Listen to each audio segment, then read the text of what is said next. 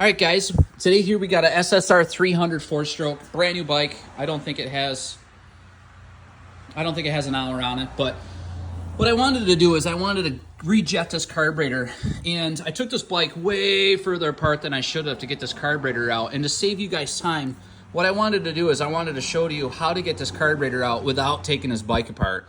So the carburetor is obviously right here. You've got your intake manifold, which is going to be these two clamps here. This one right here is the only clamp that you have to worry about.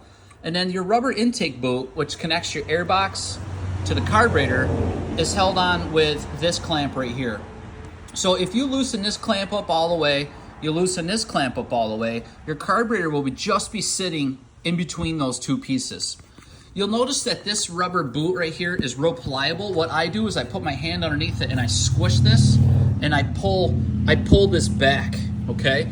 And what that does is when you pull that intake boot back, it pulls this rubber piece off the back of the carb, and it gives you plenty of room, sorry about that, it gives you plenty of room to get this carburetor back so that it comes out of here and then it falls down. When you go to pull this carburetor out, the only thing that's left hooked to this carburetor is going to be your throttle cable.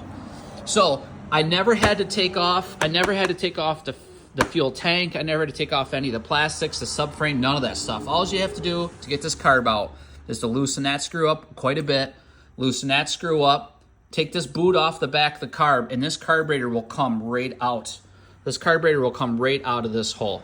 So hope that's a nice little pointer for you guys to save you a ton of time in this SSR. Look out for my jetting videos. We're in the process of making this bike run right. Reach out to our YouTube channel. I do a lot of comparisons on this bike compared to my YZ250F. Did suspension adjustments, what modifications I made to, we made modifications to this, we modifications to this Kickstarter.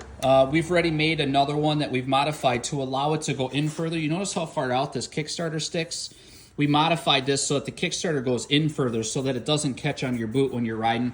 It's one of the big things I didn't like.